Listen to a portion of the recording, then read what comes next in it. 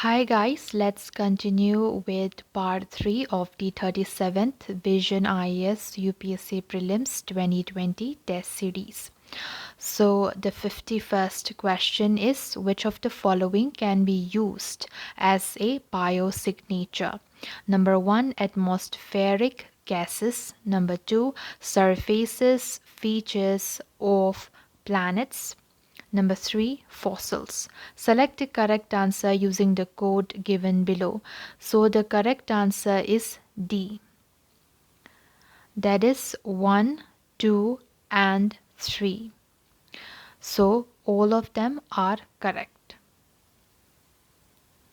The biosignature.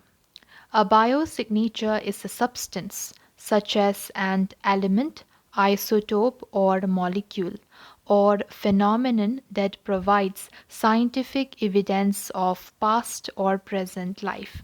It is sometimes called chemical fossil or molecular fossil. Evidence of life can be found using the complex physical or chemical structures, energy interactions, biomass, etc. A biosignature can provide evidence for living organisms even outside the earth and can be directly or indirectly detected by searching for their unique byproducts. Among others, the following features can be used as a biosignature. Number 1, cellular and extracellular morphologies. Number 2, biogenic minerals in rocks. Number 3, bioorganic molecules in fossils. Number 4, chirality, that is asymmetrical chemical structures. They are called chirality. Number 5, biogenic minerals. Number 6, atmospheric gases. Number 7, remotely detectable features on planetary surfaces. Number 8, temporal changes in global planetary properties. These features help researchers and astronomers to trace the origin of life on Earth as well as on other planets like Mars. Hence, all the options are correct. Now let's come to question number 52. Niti Aayog has launched SATH program with the objective of number A, reducing the poverty levels in the most underdeveloped districts. Number B, creating research and development facility in all technical institutions of the country. Number C, providing platform to accelerate social entrepreneurship and innovation in youth. Number D, bringing transformation in health and education sectors. So the correct answer is D.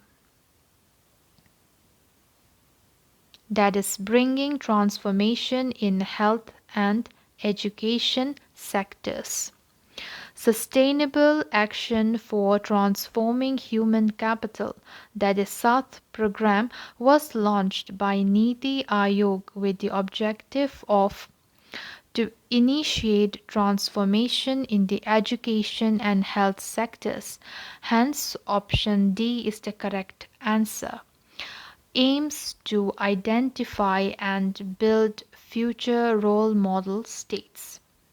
Niti Aayog will work in close collaboration with the state machinery to design a robust roadmap of intervention, develop a program governance structure, set up monitoring and tracking mechanisms, handhold state institutions through the execution stage, and provide support on a range of institutional measures to achieve the end objectives. For health sector, Niti Aayog has elected Uttar Pradesh, Assam and Karnataka, while for education sectors, SATH-E, SATH-E, Madhya Pradesh, Jharkhand and Orissa.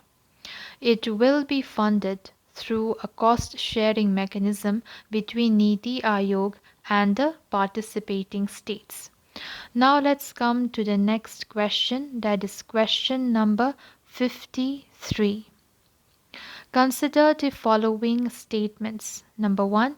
Sound waves are transverse mechanical waves. Number 2. Sonar uses sound wave propagation to explore and map the ocean surface. Number 3. In the medical field, ultrasonography uses sound waves of ultra-low frequencies of less than 20 Hz to create an image of internal structure of a body. Which of the statements given above is or are correct? So the correct answer is B.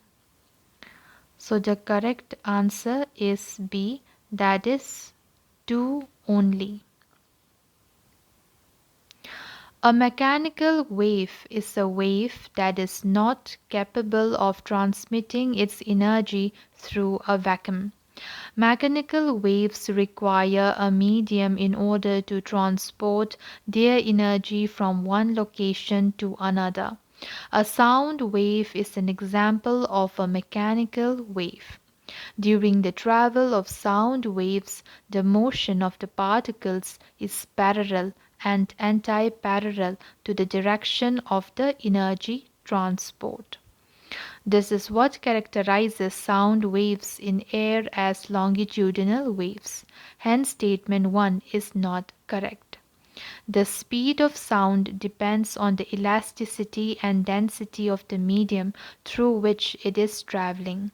In general, sound travels faster in liquids than in gases and faster in solids than in liquids.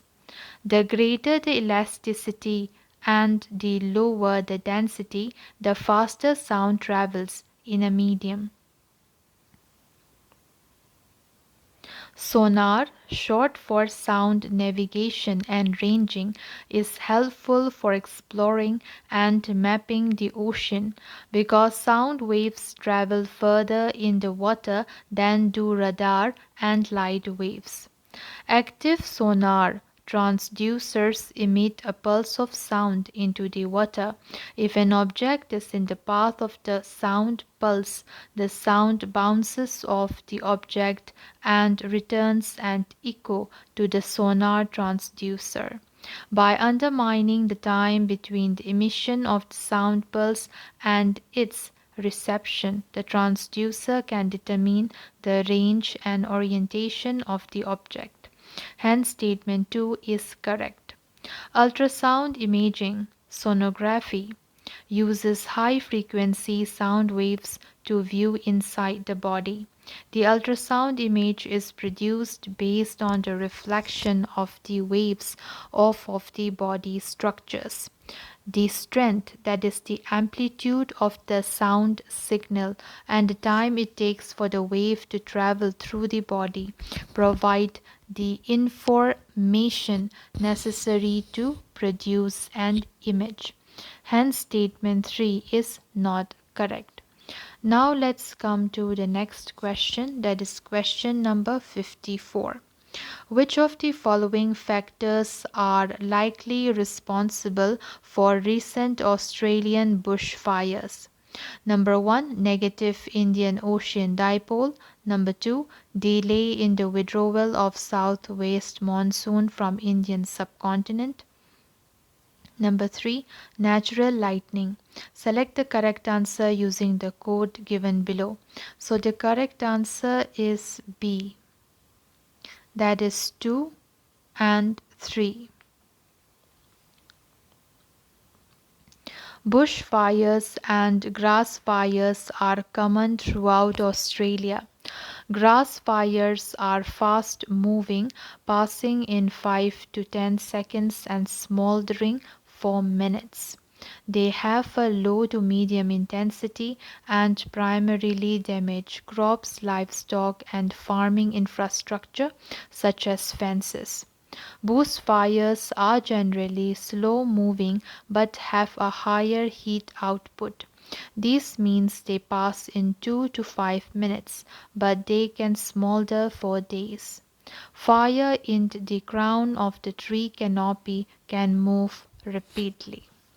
Apart from favorable factors for bushfires like optical wind speed, adequate fuel load, natural lighting, there have been various meteorological factors which have been found contributing to the fire incidents. Indian Ocean Dipole. The positive Indian Ocean Dipole means that the Indian Ocean of Australia's northwest was cooler than normal and the west of the ocean was warmer. Positive dipole events draw moisture away from Australia and tend to deliver less rainfall, leading to dry conditions that support the bushfires, and opposite happens during a negative IOD, that is Indian Ocean Dipole. Hence option 1 is not correct. Now let's come to the timing of withdrawal of southwest monsoon. Normally monsoon withdraws by 1st September. Last year, June to September 2019, monsoon in India started its withdrawal on October 9. This delay in the transition of the monsoon trough from the northern hemisphere to the southern hemisphere caused a delay in the onset of the Australian monsoon. Hence option 2 is correct. Now let's come to natural lightning. Bushfires can originate from both human activity and natural causes with lightning during thunderstorms. The predominant natural source accounting for about half of all ignitions in Australia. Hence option 3 is correct. Now let's come to Southern Annular Mode, SAM, that is SAM, or Antarctic Oscillation, that is AAO.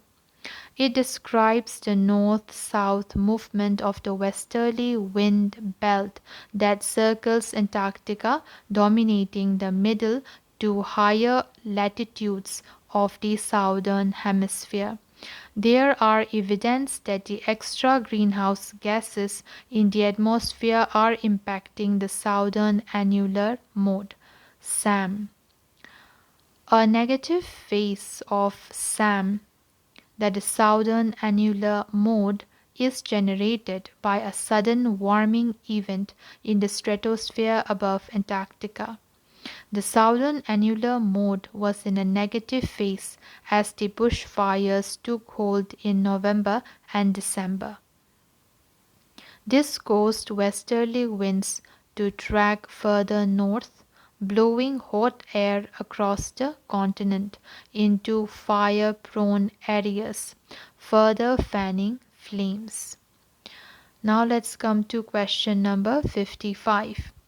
In the context of the cultural traditions in India, the terms Suladi, Swarajati, and Varanam are number A. Forms of martial dances, number B. Volumes of canonical Lingayat text, number C. Styles of folk theatre, number D. Types of musical forms. So the correct answer is D. That is types of musical forms. The ancient musical forms like prabandhas, etc., gradually gave way to the different musical forms that are in use in present day music, though the basic elements of the ancient prabandhas are still retained in the modern forms. The following musical forms offer an interesting study. Number 1, we have Geetam. Is the simplest type of composition taught to beginners of music. The Geetam is very simple in construction, with an easy melodious flow of music. The music of this form is a simple melodic extension of the raga in which it is composed. The tempo is uniform. It has no sections dividing one part of the song from the other. It is sung without repetition from the beginning to the end. There are no intricate variations in the music. The theme of the song is usually devotional, though there are a few Gitas in praise of musical luminaries and acharyas. Next is Suladis. Very much like the Gitam in musical structure and arrangement, the Suladis are of a higher standard than the Gitam.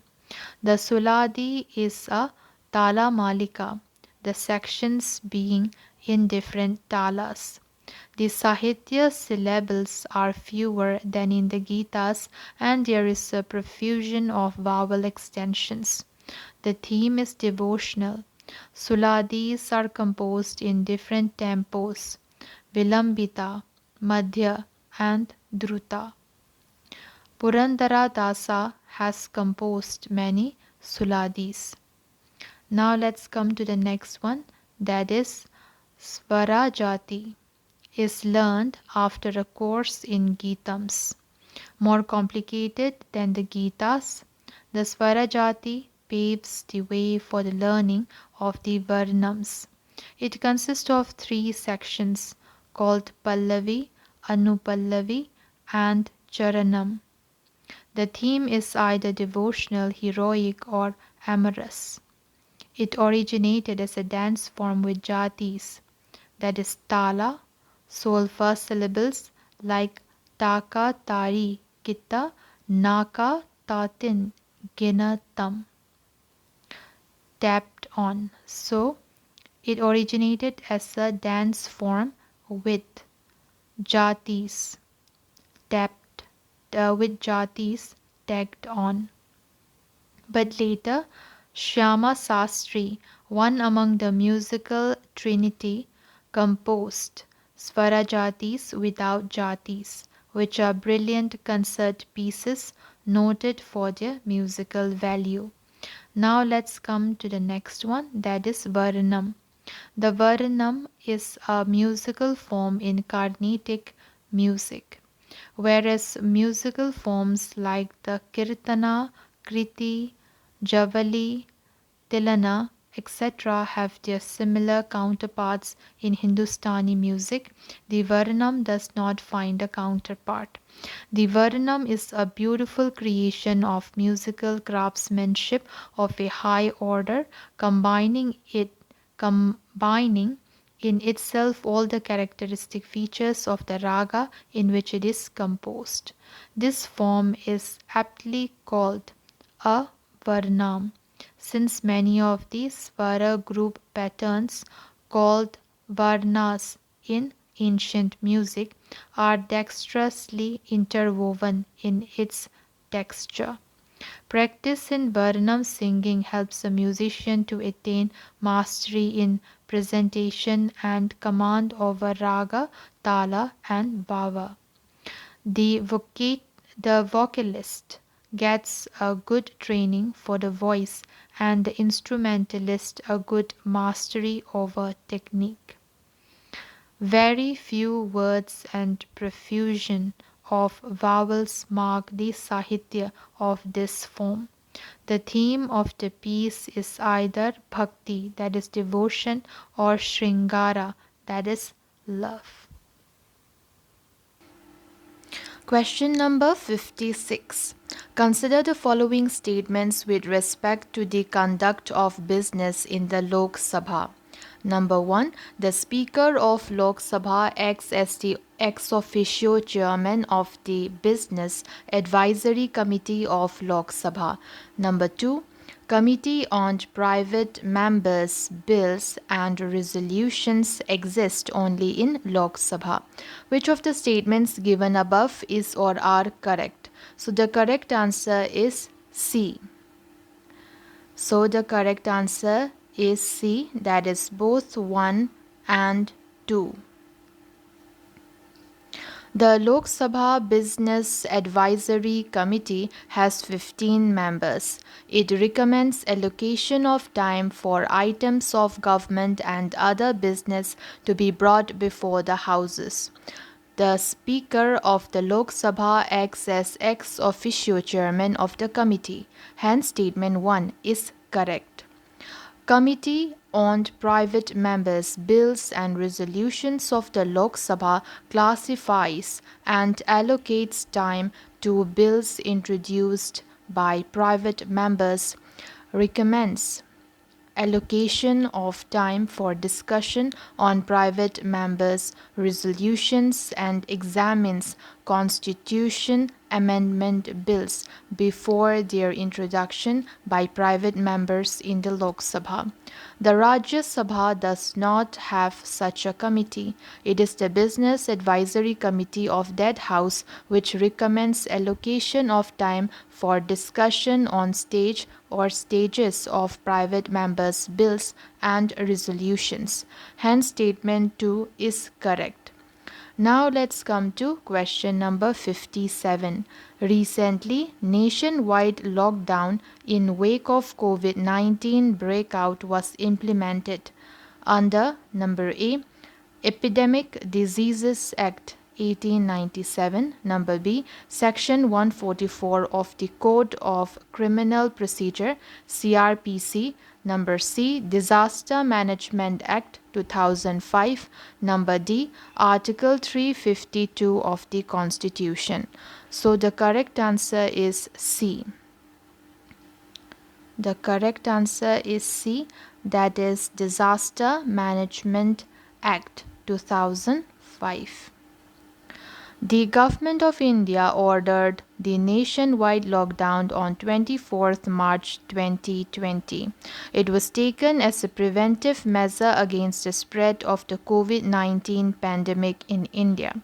Ministry of Home Affairs declared the spread of COVID-19 as a notified disaster under Section 2, Clause D of the Disaster Management Act 2005. The Ministry of Home Affairs published the official notification and revoked the lockdown under Section 6 of the Disaster Management Act 2005. The Home Secretary issued guidelines for this lockdown under his powers in Section 10 of the Disaster Management Act as the chairman of the National Executive Committee constituted under Section 8 of the Act. Though the terms lockdown and curfew have not been defined under Indian law, Section 2 and 2A of the Epidemic Diseases Act 1897 give power to the state and central governments to take necessary steps in the situation of an epidemic to control its outbreak, even if the steps are not mentioned in any law, practice, or theory in the country. It was extended several times with some additional relaxations after 20th April for the regions where the spread has been contained or was minimal. Now let's come to the next question, that is question number 58. Consider the following statements with reference to Payments Infrastructure Development Fund, PIDF. Statement 1. It aims to encourage deployment of points of sale POS infrastructure, both physical and digital modes, in Tier 3 to Tier 6 centers and northeastern states. Number 2. Half of the fund corpus is being provided by the Reserve Bank of India. Which of the statements given above is or are correct? So the correct answer is C. The correct answer is C, that is both 1 and 2. Over the years, the payments ecosystem in the country has evolved with a wide range of options such as bank accounts, mobile phones, cards, etc. to provide further fillip to the digitization of payment systems. It is necessary to give impetus to acceptance infrastructure across the country, more so in underserved areas.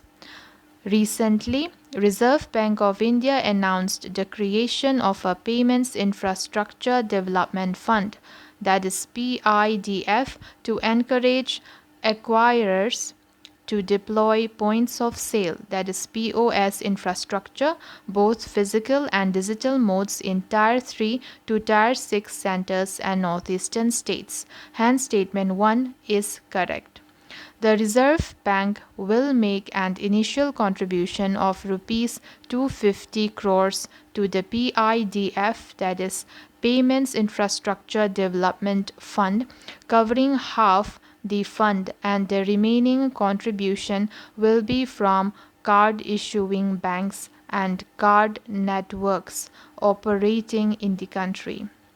The PIDF will also receive recurring contributions to cover operational expenses from card issuing banks and card networks.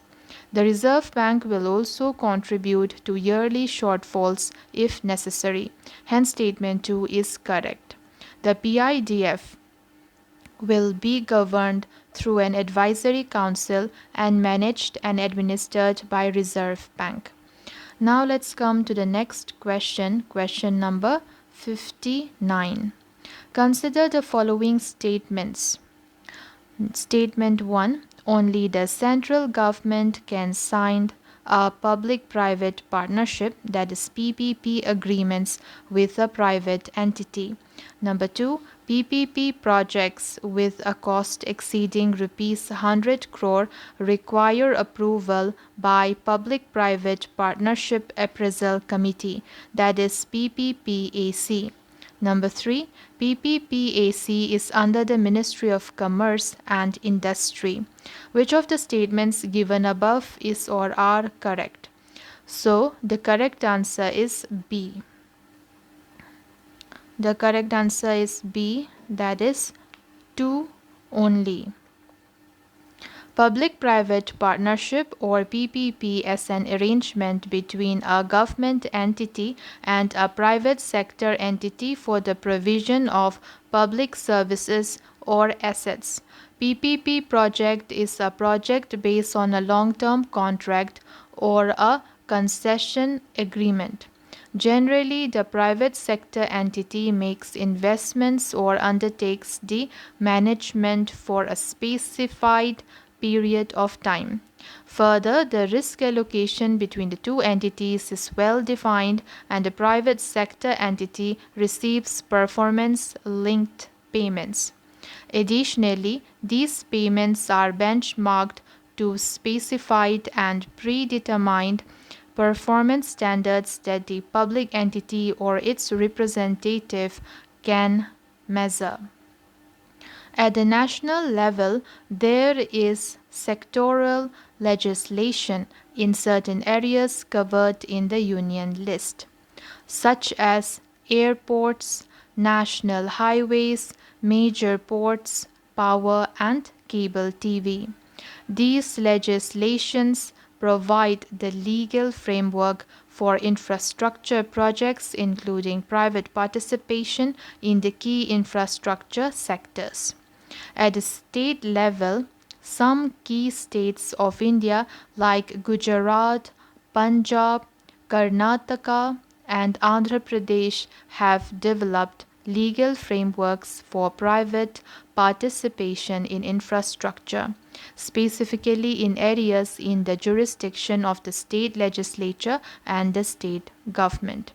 Therefore, both central and state governments can make PPP agreements with private entities. Hence, statement 1 is not correct. The Government of India has streamlined the appraisal and approval mechanism for central sector PPP projects to ensure speedy appraisal of projects, eliminate delays, and have uniformity in appraisal mechanisms. The Cabinet Committee on Economic Affairs (CCEA) has approved the procedure for approval of the central sector public-private partnership, that is PPP, projects. Pursuant to its decision, the Government of India, that is GOI, notified the appraisal mechanism by setting up the Public-Private Partnership Appraisal Committee, that is PPPAC, responsible for the appraisal of PPP projects in the central sector. PPPAC is under the Department of Economic Affairs, Ministry of Finance. It is chaired by Secretary, Department of Economic Affairs. Hence, Statement 3 is not correct. PPP projects in the central sector with a cost exceeding Rs 100 crore or where the value of underlying assets is more than Rs 100 crore, except ports and NHDP projects, require Public-Private Partnership Appraisal Committee, that is PPPAC, appraisal or approval. On the recommendation by PPPAC and after CCEA approval, the projects can be bid out. Hence, Statement 2 is correct. Now let's come to the next question, that is question number 60. With reference to anti-dumping duty, which of the following statements is or are correct? Statement 1. The anti-dumping duty is levied over and above the normal customs duty chargeable on the import of goods. Number 2. The Directorate General of the Directorate General of Trade Remedies, DGTR, is responsible for carrying out investigations and recommending anti-dumping duty. So the DGTR is responsible for carrying out investigations and recommending anti-dumping duty. Select the correct answer using the code given below. So the correct answer is C. That is 1 and 2 both are correct.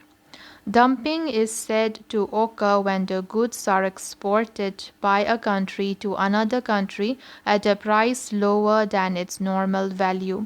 This is an unfair trade practice that can have a distortive effect on international trade. Anti-dumping is a measure to rectify the situation arising out of the dumping of goods and its trade distortive effect. Thus, the purpose of anti-dumping duty is to rectify the trade distortive effect of dumping and re-establish fair trade. The use of anti-dumping measures as an instrument of fair competition is permitted by the WTO.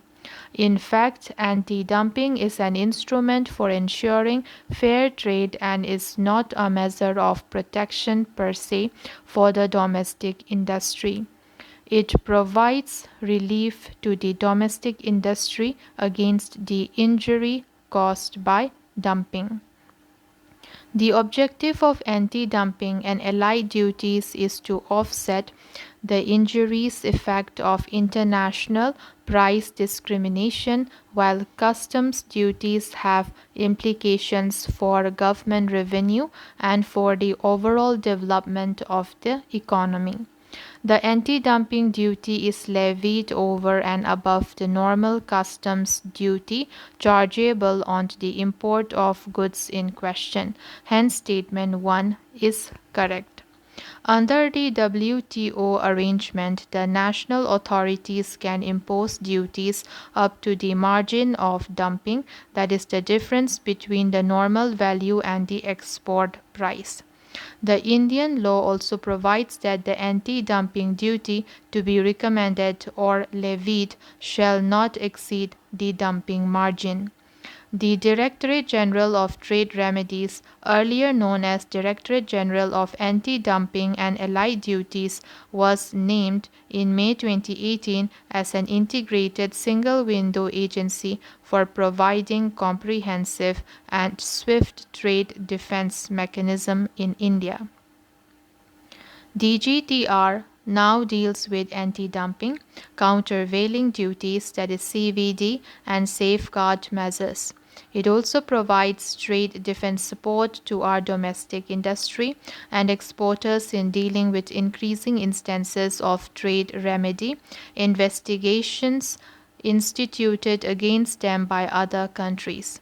DGTR provides a level playing field to the domestic industry against the adverse impact of the unfair trade practices like dumping and actionable subsidies from any exporting country. By using trade remedial methods under the relevant framework of WTO arrangements, Customs Tariff Act and rules, and other relevant laws and international agreements in a transparent and time-bound manner. Hence, statement 2 is correct. Question number 61. Consider the following pairs. Name of the strait, and then we have it connects what sea to what sea. So it will be telling us about the two water bodies that the strait connects.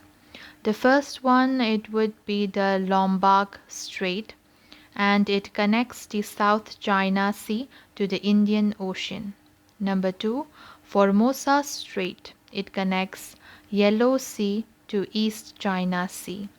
Then number 3, we'd have Magellan Strait. It connects the Atlantic Ocean to the Pacific Ocean. Then number 4, we have Bab al-Mandab. It connects the Red Sea to the Gulf of Aden. Which of the pairs given above are correctly matched? So the correct answer is B.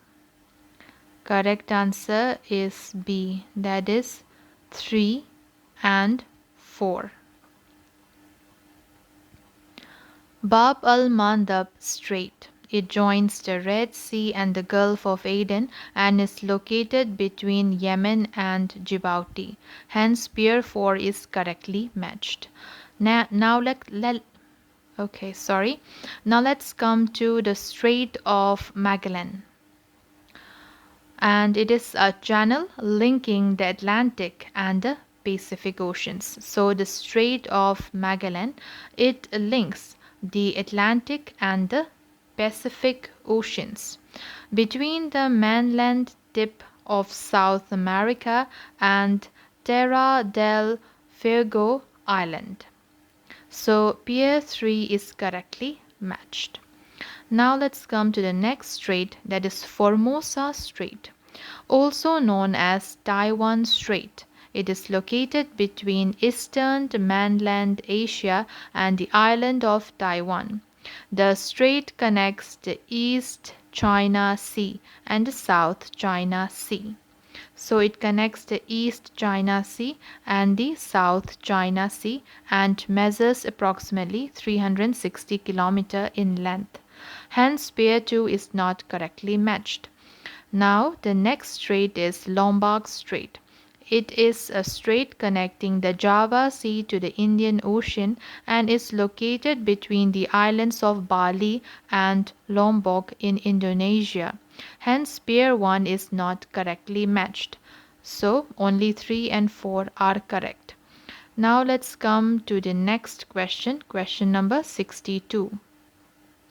Which of the following is or are correct about King Kharavela? Number 1, he was the ruler of Kalinga kingdom during the Mauryan period. Number 2, the Hathigumpha inscription provides information about his rule and conquest. Select the correct answer using the code given below. So the correct answer is C. The correct answer is C, that is both 1 and 2 are correct. In the early part of the 1st century BC, Kalinga became independent under the Chedi chief Mahameghavana. So it became an independent state or kingdom under the Chedi chief Mahameghavana. The third ruler of this dynasty was Kharavela, who flourished during the second half of the 1st century BC. Mauryan Empire lasted from about 321 to 185 BCE. Hence statement 1 is correct. The Hati Gumfa inscription in Udayagiri near Bhuvaneshwar furnishes detailed account about the life and activities of Kharavela from his boyhood to his 13th regnal year. It is known from his record that Kharavela, on the premature death of his father, took up the administration first as a Yuvraj and then, on completion of 24 years of age, ascended to the throne as Maharaja. Hence, statement 2 is correct. In the second regnal year, he invaded the territory of the Satavahana king, Satakarni I, and marching up to the river Krishna, stormed the city of Asika. The Hadigumfa inscription records the activities of Kharavela up to his 13th regnal year, after which nothing is known about him. He was probably succeeded by his son Kudepashiri. The Mahameghavana dynasty continued to rule over Kalinga and Mahishaka up to the 1st century AD, as known from some recently discovered inscriptions of Guntupalli and Velpuru in Andhra Pradesh.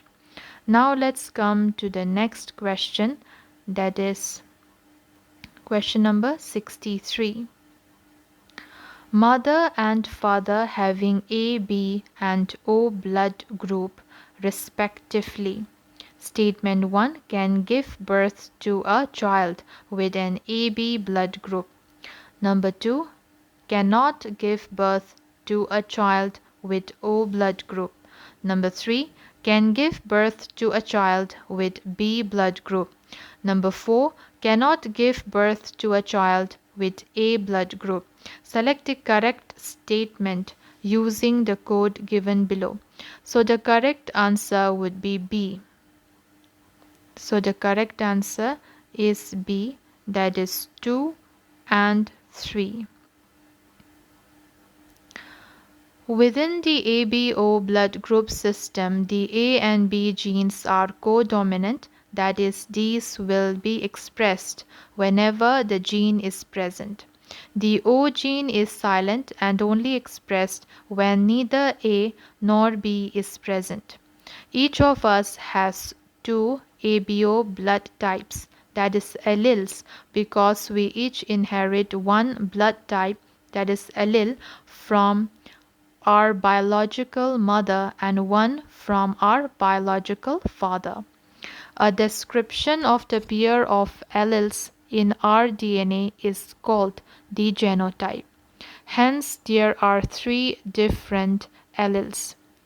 There are a total of 6 different genotypes at the human ABO genetic locus.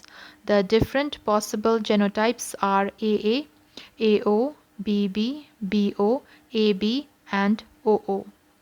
If someone has blood type A, they must have at least one copy of the A allele, but they could also have 2 copies.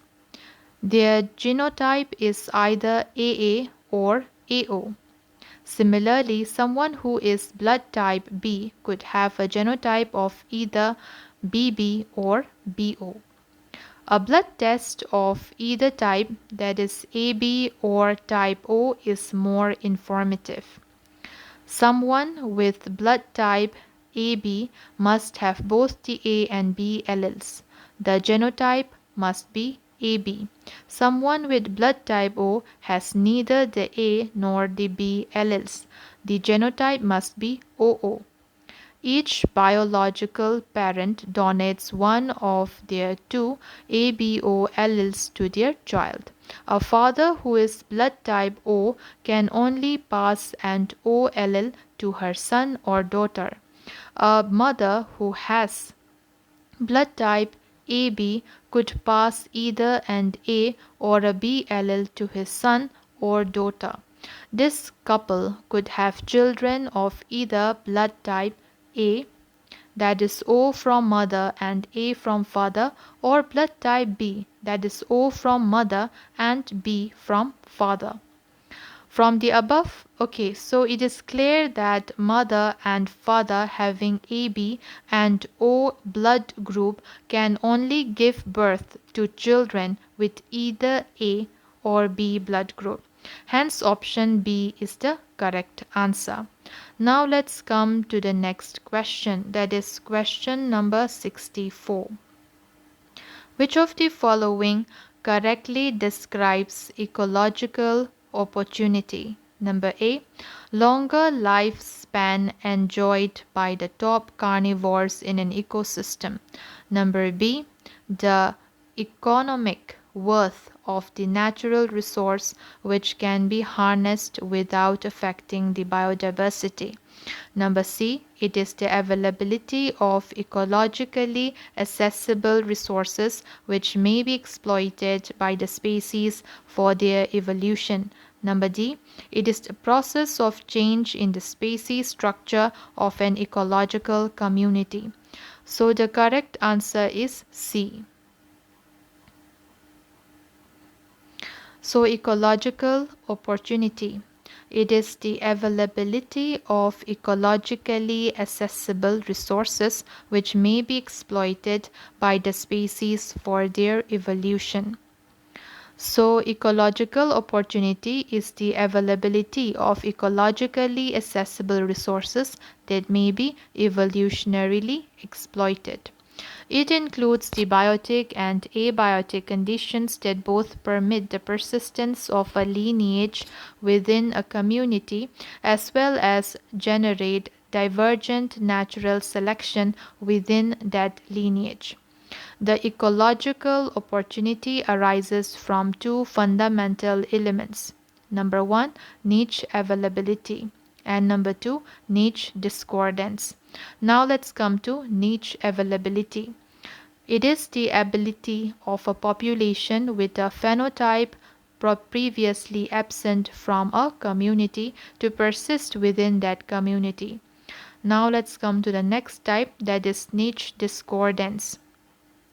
It is the diversifying selection generated by the adaptive mismatch between a population's niche related traits and the newly encountered ecological conditions.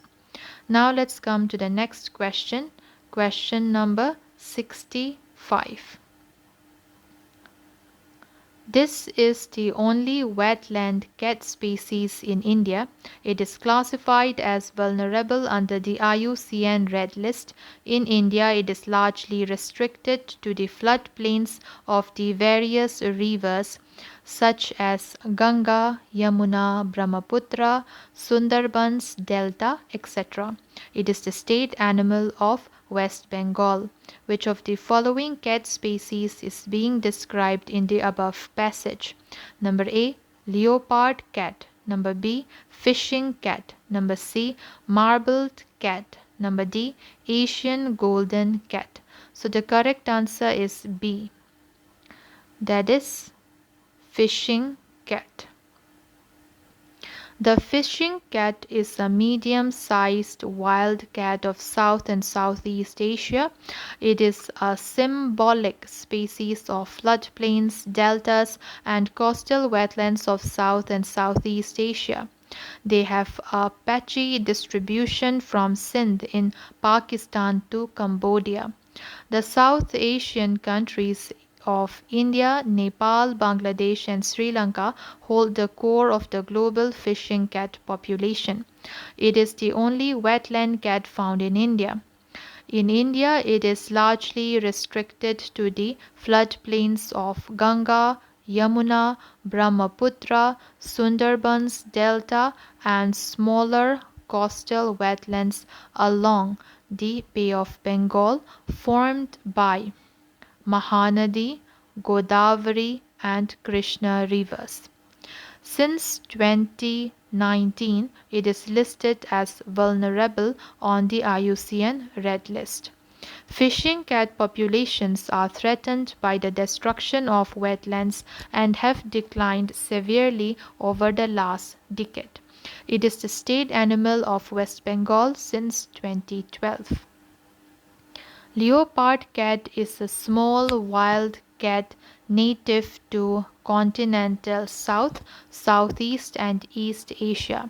Since 2002, it has been listed at least concerned on the IUCN Red List as it is widely distributed, although threatened by habitat loss and hunting in parts of its range.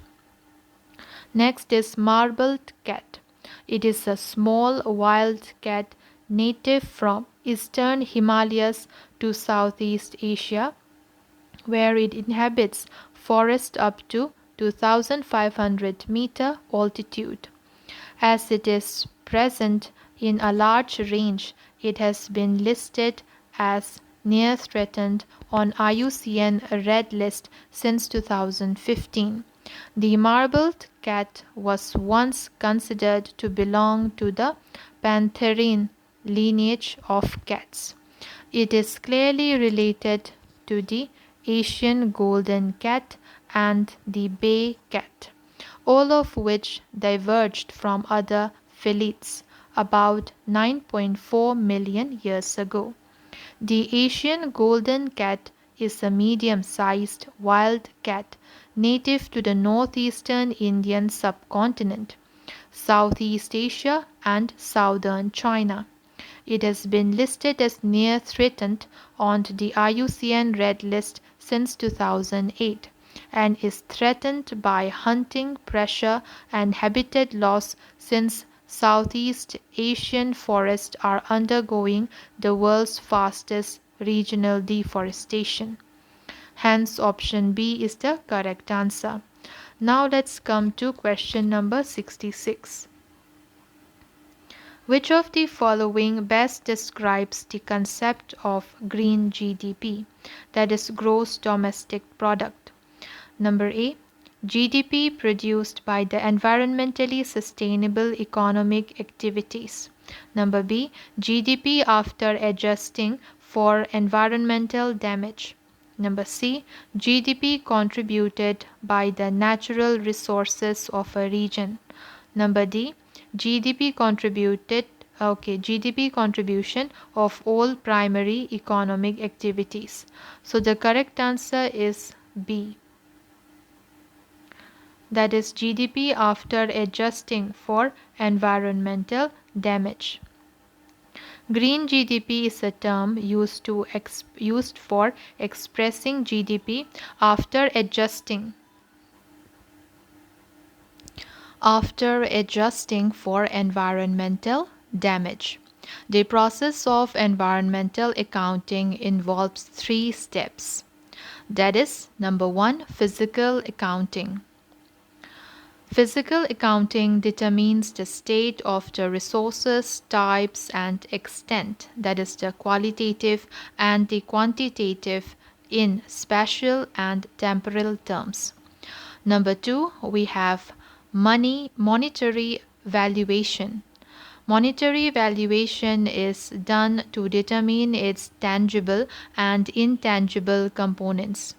Number 3, integration with national income or wealth accounts. The net change in natural resources in monetary terms is integrated into the gross domestic product in order to reach the value of green GDP. When information on the economy's use of the natural environment is integrated into the system of national accounts. It becomes green national accounts or environmental accounting. Hence, option B is the correct answer. Now let's come to question number 67. In the context of the medieval history of India, which of the following is or are correct with reference to Jahangir's reign? Number 1. The Hindu rulers were given high ranks in the Mughal aristocracy. Number 2. The painter Ustad Mansur worked during his reign. Number 3. The Sikh Guru Arjun Dev was executed at his orders. Select the correct answer using the code given below. So the correct answer is D. Okay. The correct answer is D. That is 1, 2, and 3. All are correct. Akbar was succeeded by his son Salim, who took the title of Jahangir, meaning conqueror of the world. Relations with Sikhs were strained during his reign, and the fifth of the 10th Sikh Gurus, Arjun Dev, was executed at Jahangir's orders for giving aid and comfort to Khusro, Jahangir's rebellious son. Jahangir's dealing with the Hindu rulers of Rajasthan were more successful, and he could settle the conflicts inherited from his father. 3 military campaigns led to negotiations and were settled on generous terms. The Hindu rulers accepted Mughal supremacy but kept their territories and possessions and were given high ranks in the Mughal aristocracy. Jahangir built on his father's foundations of excellent administration, and his reign was characterized by political stability, a strong economy, and impressive cultural achievements. Lahore, Delhi, Agra, and Ahmedabad became leading cities of the world. Jahangir's interest in the painting also served his scientific interest in nature. The painter Ustad Mansur became one of the best artists to document animals and plants which Jahangir either encountered on his military expeditions. On military exhibitions or received as donations from emissaries of other countries. Hence, all the statements are correct. Now let's come to question number 68. Consider the following statements regarding the traffic network. Number 1.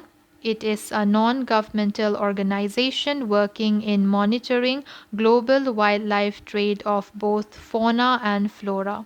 Number 2. It is under the aegis of the United Nations Environment Programme, that is UNEP. Number 3. India is a member of traffic. Which of the statements given above is or are correct? So the correct answer is C. That is 1 and 3. So it would be 1 and 3.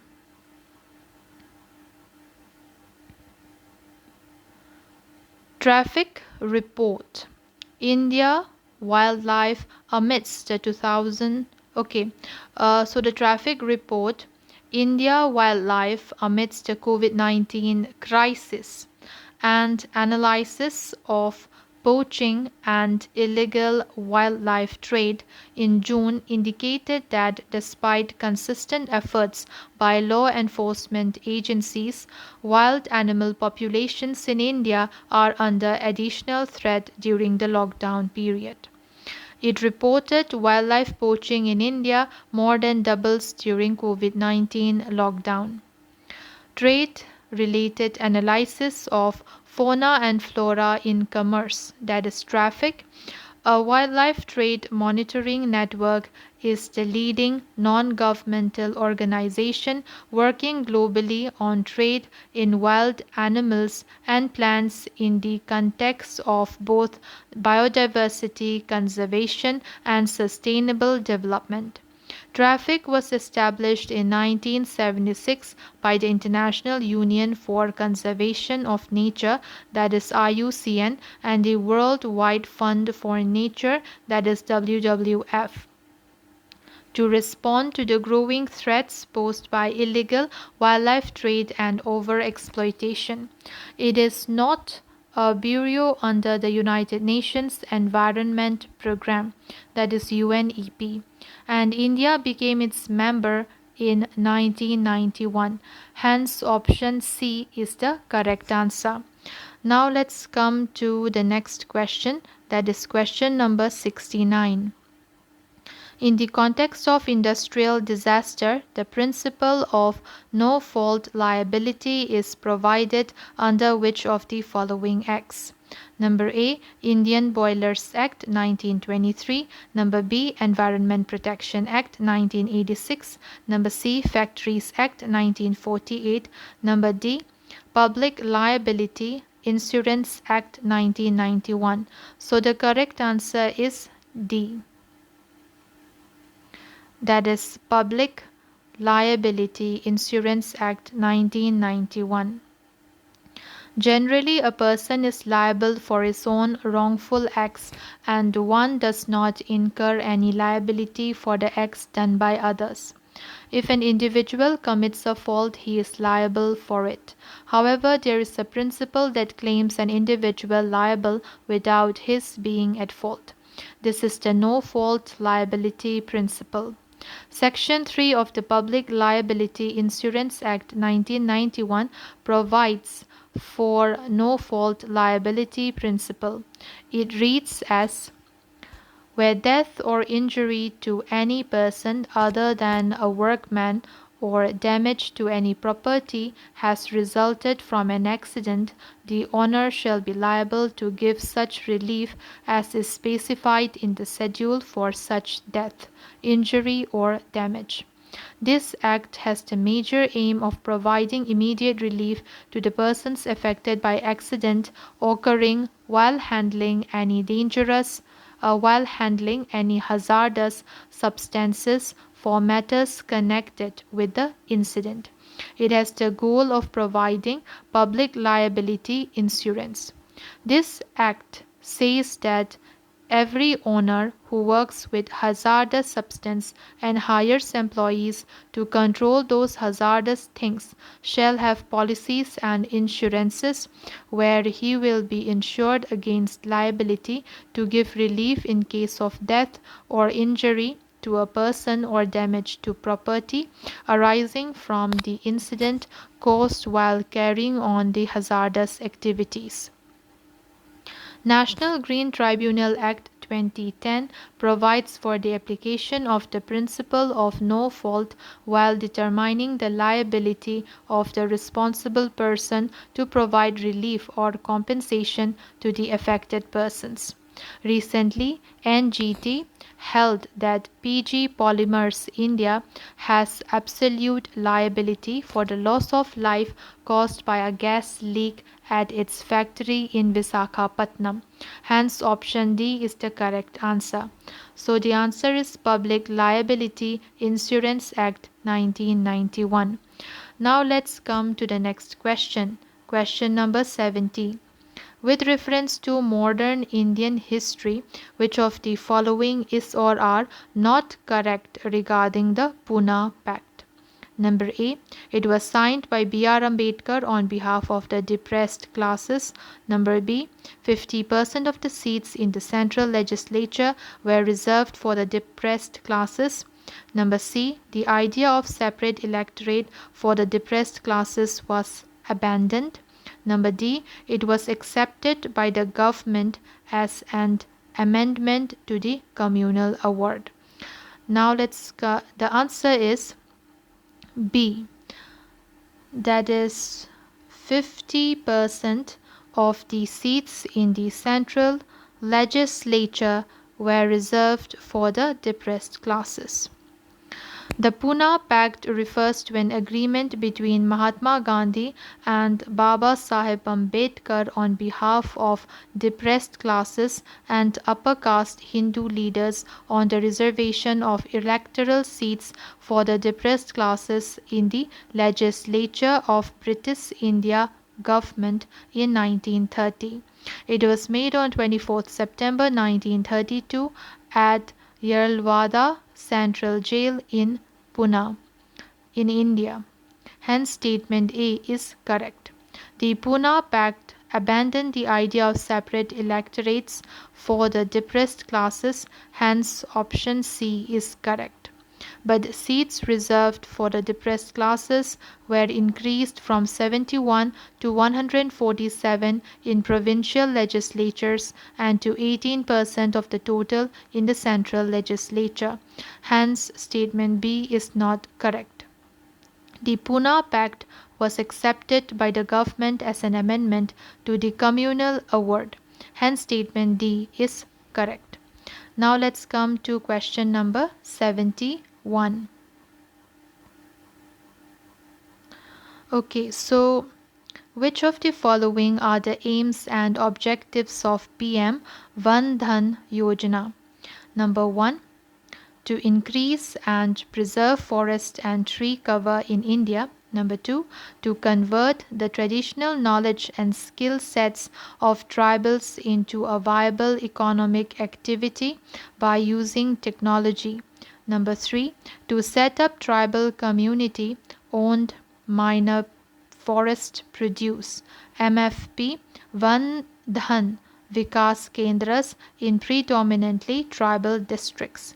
Select the correct answer using the code given below. So the correct answer is B.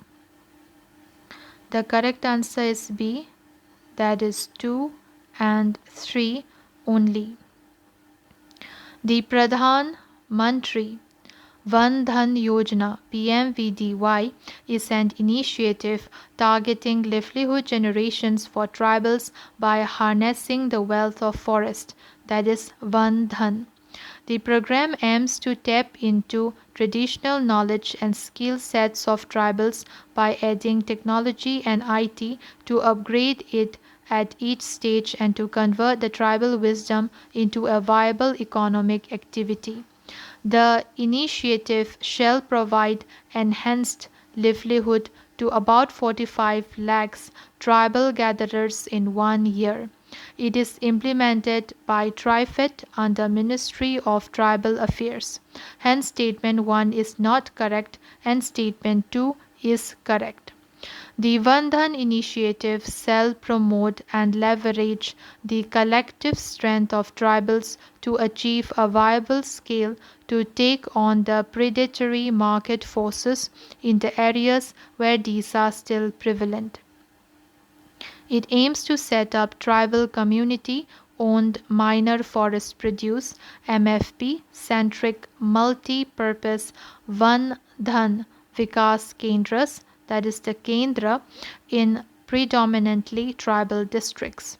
About 6,000 Van Dhan Kendras are proposed to be set up in span of 2 years, that is 3,000 Kendras to be set up in each year, which will be further continued based on evaluation of their performance and also expanded every year.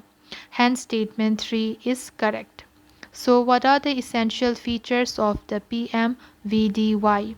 Number 1, the state nodal department will have the flexibility to appoint any state implementing agency or district implementing unit for implementation of the PMVDY in the state and district levels. The Kendras would act as common facility centers for procurement cum value addition to locally available MFPs. Value addition of raw produce is expected to increase the share of tribals in the value chain to 70 to 75%, that is from the present share of 20 to 25%. A typical Van Dhan Vikas Kendra cell constitutes of 15 tribal Van Dhan self-help groups, that is SHG, each comprising of up to 20 MFP gatherers, that is about 300 beneficiaries per Kendra, that is subject to viability as per local conditions. So, what are the additional information about Bandhan Kendras?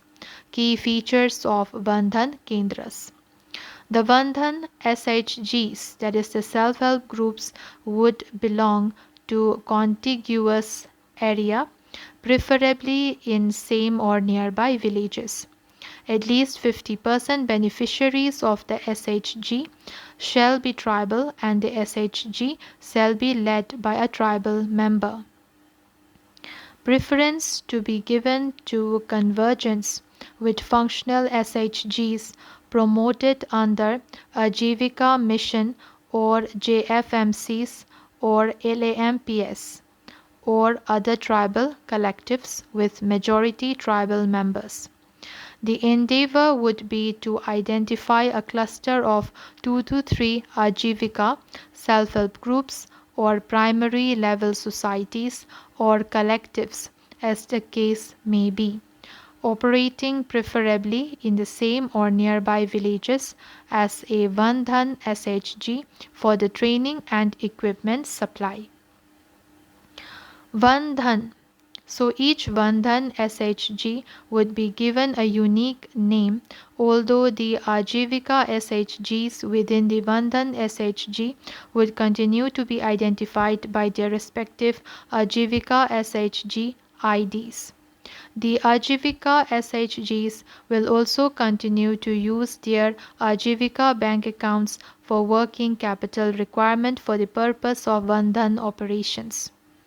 The Bandhan SHG may also open a new bank account for this purpose in case the need is felt by the SHG members.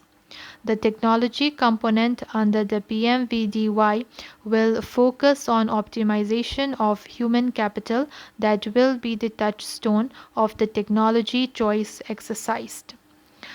It shall also trigger setting up of standards of quality and benchmarks for replication at each stage of value addition to MFPs. Pricing of value-added products will be market-driven and would be derived based on contextual factors. Setting up of demo processing units that will act as showcasing center for all the other VDVKs in the region and across country. Now let's come to the next question. Question number 72. With reference to Albuquerque, consider the following statements. Number 1. He acquired Goa from the Marathas. Number 2. He was able to secure for Portugal the strategic control of the Indian Ocean. Number 3. In order to secure a permanent Portuguese population in India, he encouraged his men to take local wives. Which of these statements given above is or are correct? The correct answer is C. That is 2 and 3. Albuquerque, who succeeded Almeida as the Portuguese governor in India, was the real founder of the Portuguese power in the East, a task he completed before his death. He secured for Portugal the strategic control of the Indian Ocean by establishing bases overlooking all the entrances to the sea.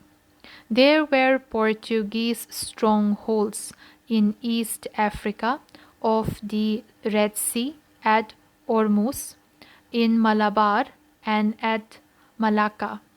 The Portuguese under Albuquerque bolstered their stranglehold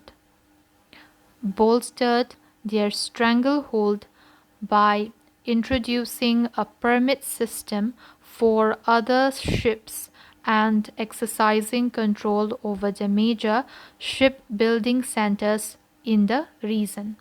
Hence, statement 2 is correct. Albuquerque acquired Goa from the Sultan of Bijapur in 1510 with ease. The principal port of the Sultan of Bijapur became the first bit of Indian territory to be under the Europeans since the time of Alexander the Great. An interesting feature of his rule was the abolition of sati. Hence, statement 1 is not correct.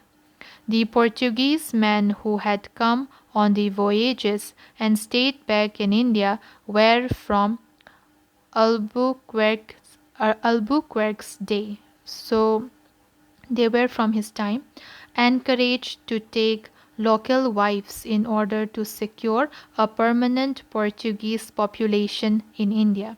Hence, statement 3 is correct. Now let's come to the next question, that is question number 73. The success of the 5G network architecture highly depends on network slicing. What do you understand by the term 5G network slicing? Number A. It is a network architecture that allows the creation of multiple virtual networks atop a shared physical infrastructure. Number B. It refers to distributed computing topology that brings computation and data storage closer to the devices where it's being gathered. Number C. It is a technique that focuses a wireless signal towards a specific receiving device rather than having the signal spread in all directions. Number D.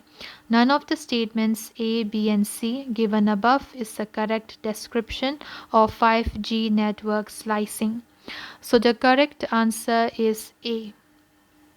The correct answer is A. Network slicing is the separation of multiple virtual networks that operate on the same physical hardware for different applications, services, or purposes. This form of virtual network architecture combines principles behind software-defined networking (SDN) and network functions virtualization (NFV) on the fixed network to increase flexibility. Hence, option A is the correct answer. The reliance on network slicing is one of the most innovative aspects of the 5G architecture. In this virtualized network scenario, physical components are secondary and logical, that is software-based. Partitions are paramount. Okay. In this virtualized network scenario, physical components are secondary and logical partitions, they are paramount. Devoting capacity to certain purposes dynamically according to need. As needs change, so can the devoted resources. Using common resources such as storage and processors, network slicing permits the creation of slices devoted to logical, self-contained, and partitioned network functions. Now let's come to the next question, that is question number 74. Which of the following best describes the term climate change velocity? Number A. It is the estimated rate of reduction of greenhouse gas emissions to limit the global temperature rise. Number B. It is the temporal rate of change of atmospheric temperature. Number C. It is the rate of climate displacement used for assessing climate change impacts. Number D. It refers to the abrupt changes in the flow pattern of planetary winds. So the correct answer is C. The current and future climate change impacts biodiversity across different spatial and temporal scales. The ranges of plants and animals are gradually undergoing a change in the context of changing climatic factors. Species survival depends on how much they keep pace with moving climates. The rate of climate displacement is calculated by the climate change velocity. It is a vector depiction of the used for assessing climate change impacts. It is defined as the speed at which species will need to migrate in order to stay in the same enveloped climatic condition. Various climatic factors play a different role in causing displacement. For example, if the displacement is due to temperature vagaries, then it is unclassified as temperature velocity, and if due to precipitation, then it is uncategorized as and it is uncategorized as appreciation velocity. Owing to topographic effects, the velocity of temperature change is lowest in mountainous biomes such as tropical and subtropical coniferous forest, 0.08 km per year, temperate coniferous forest, and montane grasslands. Velocities are highest in flooded grasslands, 1.26 km per year, mangroves, and deserts. Also, various species depict different and individualistic responses to recent climate change parameters. Now let's come to the next question, that is question number 75. Consider the following statements regarding the Arms Trade Treaty. Number 1, it is a UN-based treaty to prevent the use of conventional weapons for war crimes and human rights abuses. Number 2, it places restrictions on the types of quantities of arms that may be bought, sold, or possessed by states. Number 3, India has signed this treaty. Which of the statements given above is or are correct? The correct answer is C. That is one only. China has shown interest in joining the Arms Trade Treaty. The UN General Assembly adopted a historic Arms Trade Treaty (ATT) on 2nd April 2013. This is the first ever global treaty to establish international norms aiming to prevent conventional weapons from being used for war crimes and human rights abuses or being diverted for illegal use by criminals. In other words, it was the first legally binding treaty to regulate the international trade in conventional arms. It regulates the international trade in conventional arms from small arms to battle tanks, combat aircraft, and warships. Hence, statement 1 is correct. The ATT does not place restrictions on the types of quantities of arms that may be bought, sold, or possessed by states. It also does not impact a state's domestic gun control law or other firearm ownership policies. Hence, statement 2 is not correct. Its objectives include: number 1, establish the highest possible common international standards for regulating or improving the regulation of the international trade in conventional arms. Number 2, prevent and eradicate the illicit trade in conventional arms and prevent their diversion. It has 102 states parties. That is, Lebanon joined recently, and an additional 34 signatories, including the United States, which had signed but did not formally ratify the treaty. Countries that neither signed nor ratified included Russia, China, India, Iran, North Korea, Saudi Arabia, and Syria. Hence, statement 2 is not correct. So that's all, guys. See you in my next video. Bye.